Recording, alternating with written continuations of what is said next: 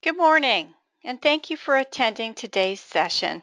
This session is being recorded. It will be turned off when we reach the question and answer session, and the webinar will be available to you on our YouTube channel for future use. Today's session is best practices for reducing food cost and food waste in the National School Lunch Program. So for today's agenda, we're going to be looking at reducing food cost, food waste, and some resource sharing.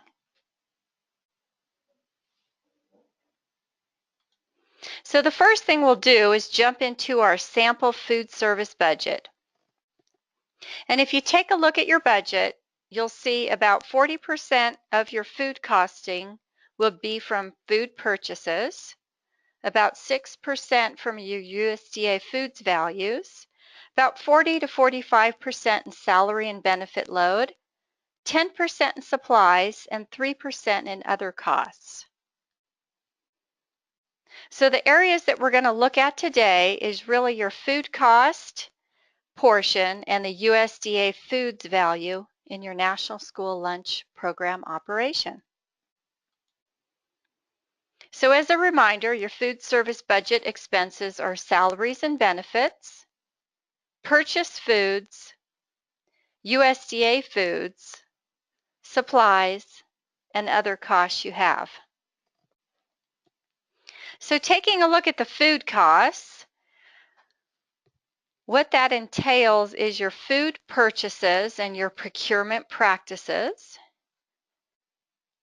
your USDA foods entitlement and the usage of those entitlement dollars, any delivery costs or fuel surcharges or shipping and handling costs, and any inventory you have on hand or future pending orders. So taking a look at the food costs, what we see is an entree cost, which may be the bulk items you use to produce that entree, or an individually wrapped item. Fruit cost might be your fresh fruits or canned. Milk cost,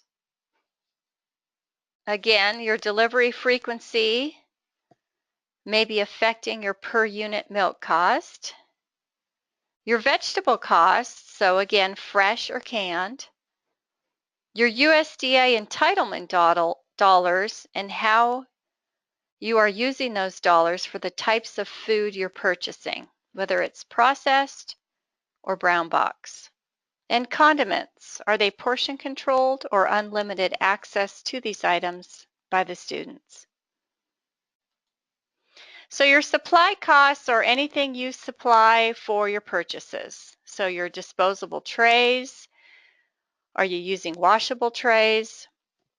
Sporks, napkins, foil, wrap, forks, any supplies you need or packaging in your food service operation. Your operational costs are going to be your chemicals and cleaning, your safety items, your small wares, your towel service, anything that you need in your day-to-day operation of your program. And your inventory. You'll have a lot of things on hand, for example, plates and boats, and any future orders you may have in terms of supplies for your program. And again, labor costs, we're looking at those permanent and salaried employees. The employee benefit load, so that's going to be the health and welfare, retirement, workers' compensation, and any other costs associated with employees. It will also include your substitute or temporary employees, any extra duty or overtime hours you may have. So we're going to ask a poll question. And our first poll question is do you know what your per item or per plate food cost is in your operations? So we'll give folks a few minutes to answer those polls.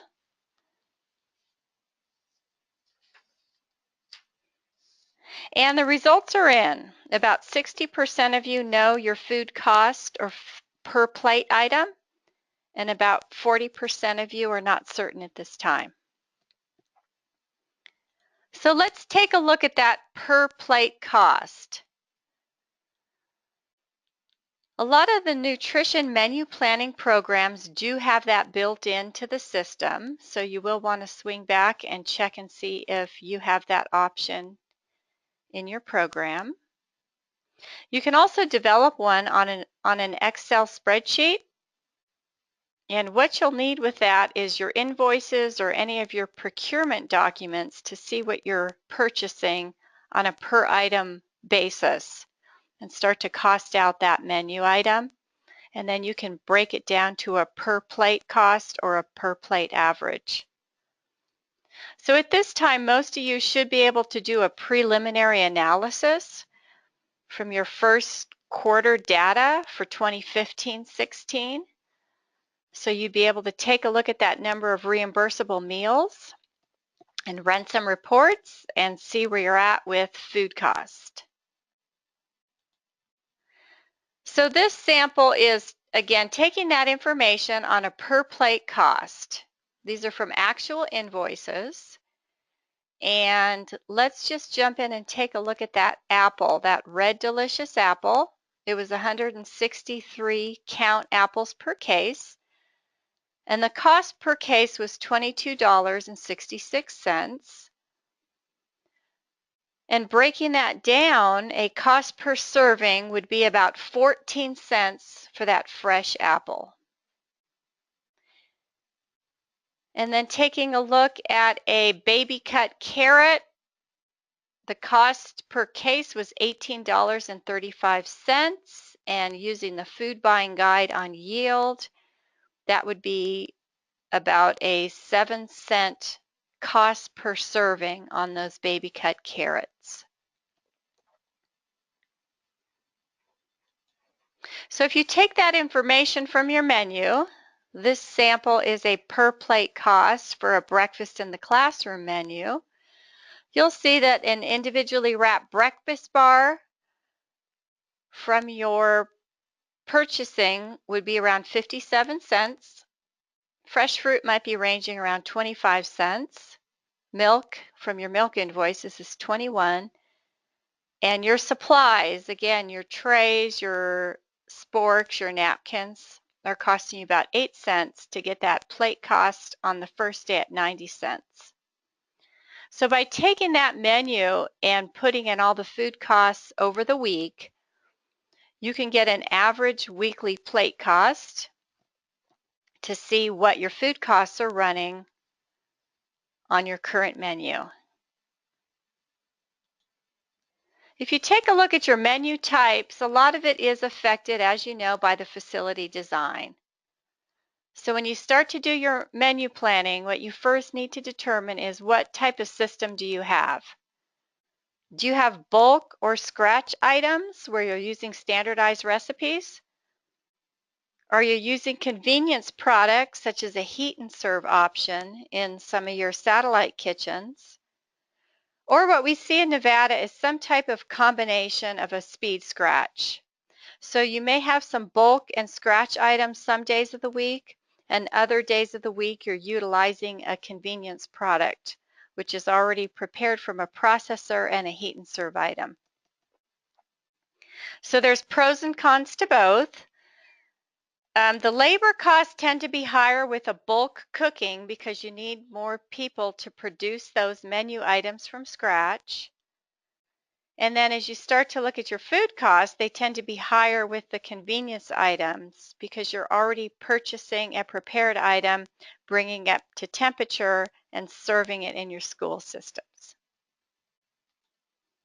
So taking a look at decreasing the food cost, you really need to first look at your menu planning.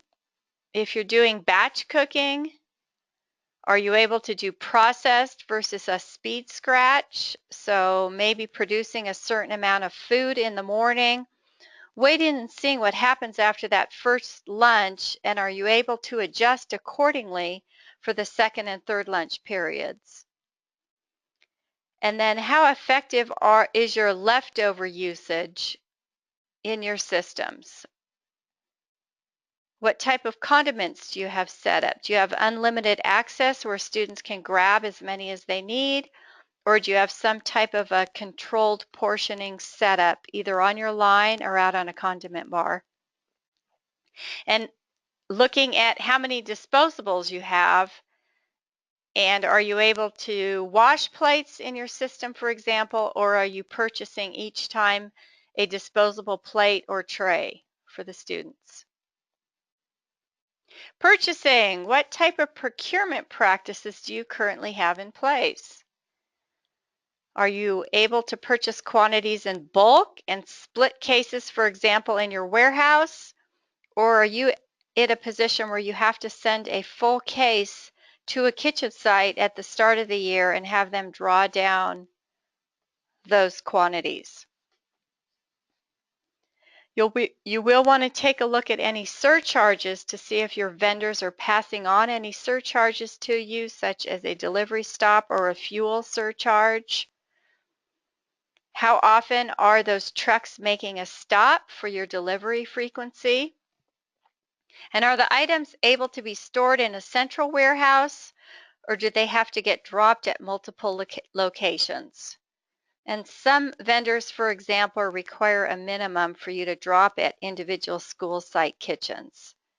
And that again ties back into what type of purchasing you have set up in your school district. So receiving, just some reminders on the staff checking all items in, giving them the authority to refuse damaged products, to short pay invoices for missing items, monitoring that inventory so they're able to rotate stock, and to keep an eye on the correct storage temperatures for both freezer, refrigerator, and dry storage so you aren't having any product loss from storage.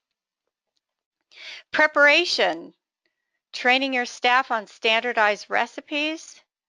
Are they weighing ingredients? Are they able to use all edible portions, for example, of a fruit or a vegetable? And do they have systems in place to reduce the waste and increase that use of leftovers in their preparation? And what we tend to see in a lot of the school settings is an overproduction of foods, and then or an overestimate or a padding of the numbers, and then the students come through and they're not able to utilize the food again, and it ends up as waste in the system because it's possibly been a hot item that can't be reused, or it's just not feasible to use those leftovers.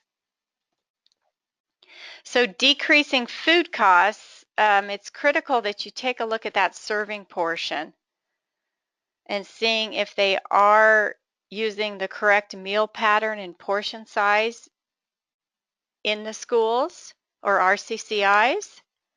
Are they overproducing, again, meal items and menu items? And if they're not able to recover them, then they are ending up in the trash. Are people reviewing the menu production records and really taking a close look at the number of meals that were reimbursed versus the number they prepared in the morning? A lot of times they are very close and very good at estimated, and a lot of times there's big gaps in the service day. And another important area is taking a look at the department and district policies to see if you have in place some type of cost recovery program with your employee meals and any items where folks are coming to you for school-related functions where they need plates, forks, sporks, napkins, etc. And are you able to charge back for those items that are possibly going out of your inventory system? So switching gears and taking a look at that labor cost, we briefly talked about productivity in our last webinar and taking a look at that meals per labor hour. Some other things to consider would be the staffing ratios and the types of position for your operation. For example, are you a central kitchen or a satellite kitchen or some type of combination? And taking a look at what staffing you have at elementary versus a secondary school for an efficient operation. And if you evaluate all the positions and staffing levels at the start of the year or at the end of the year when you're doing your budget and seeing what you need and what types of positions you need in your system for that optimal operations. For example, are you paying a cook or do you have a cook position when the duties are more aligned with a food service worker? So that's just evaluating those positions and your staffing levels across the board in your district or your RCCI. And by monitoring anytime a position opens up in your operation, you'll be able to figure out if you need to keep it and repost it as is. Are you in a position to reduce it? Or are you going to have to add hours because there have been increases? So for example, for the school sites that have the breakfast after the bell, they were in a position of extending hours for employees and adding new positions. Some other folks might be in a position, if the numbers haven't increased, that they actually have to reduce hourly positions in the operation because of either reconfigurations in the school systems or you're just not getting the numbers you anticipated at the start of the year. And then taking a look to see if you have a process in place with your staff for requesting any overtime or extra duty requests, or is that just hitting your budget after the fact and you're not able to manage it effectively? So one thing we are trying to look at is the best practices to increase the consumption and also reduce waste in our school systems. So if you take a look at the offer versus serve, we have provided a number of webinars on this topic. And for the purpose of today's webinar, what we're going to do is just take a look at some information for a plate analysis when you do have offer versus serve in your system and using it to help reduce the number and volumes of items you're producing a day and what that net result savings could possibly be. So for example, the students are allowed to decline 2 items. So if we have a milk item and a grain item that are not required to be part of that reimbursable meal, if they're not taken, we hypothetically in your school district operation, if you had 1,000 meals where the students declined that milk at 21 cents per milk, you could save $210.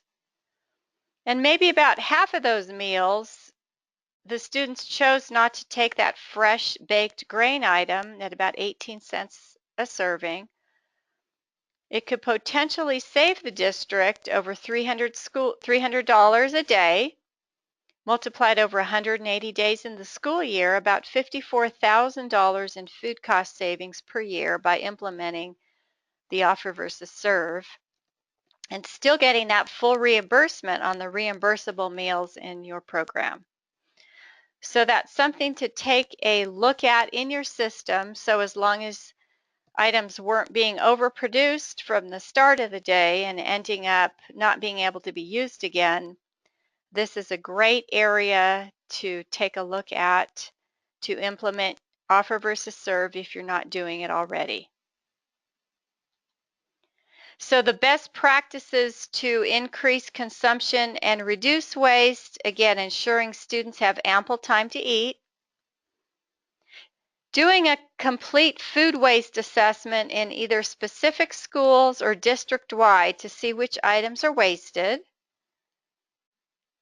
implementing a smarter lunchroom technique, and we'll be giving you that website address at the end of the webinar.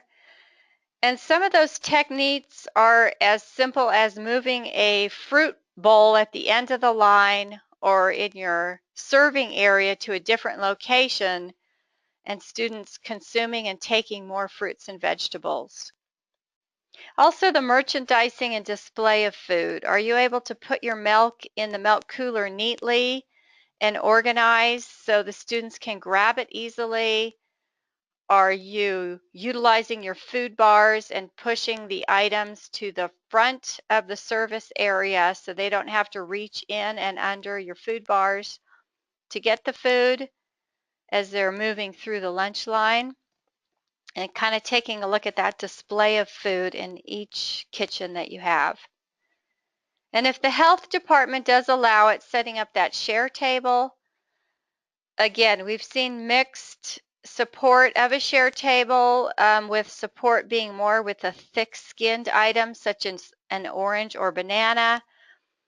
So please check with the health department folks and see if they would allow that in your operation.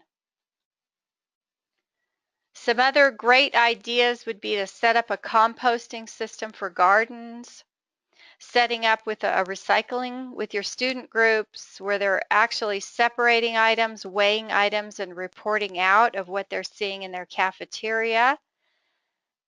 And that's broadening the waste to the bigger school group, and it's not just a food service. It's bringing in that science teacher or the principal or the leadership or a specific class on trying to recycle items within your food supply. And again, something as simple as ensuring that the students have a variety of choices, which the items they do like to eat in their cafeteria each day. So the second poll question is up, and what we're looking at is what resources can the Nevada Department of Agriculture provide to you in terms of a per plate or per item costing out of your menu. And with that, we'll go ahead and open our polls up.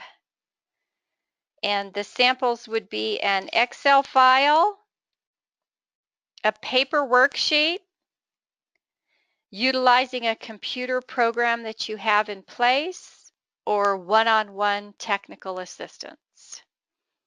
So if you could please take a minute and answer those poll questions, that would be helpful. And we'll go ahead and close the polls. And it looks like about 77% of you would like some type of an Excel template. 15% of you would like a paper worksheet. 38% would want some utilization of a computer software to cost out those menus.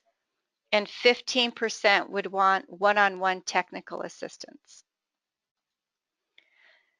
So a few more resources would be through the United States Department of Agriculture, where they've done some work on food waste and some data of what's going on in the schools. Of course, the food buying guide, so you can determine how much food you need to purchase and yield and procure in your system for a reimbursable meal. There's over 1,200 food items available in the food buying guide, and you can either get a hard copy or get that online. The Institute of Child Nutrition has a lot of resources available to you free of charge. The Smarter Lunch Rooms movement, again, taking a look at some options you can do in your school sites for increasing consumption and decreasing food waste. And of course, the USDA's Team Nutrition has resources as well on addressing food cost and food waste. So here's those lists of items available to you with website links for future use. And again, the webinar will be archived on our Nevada Department of Agriculture website.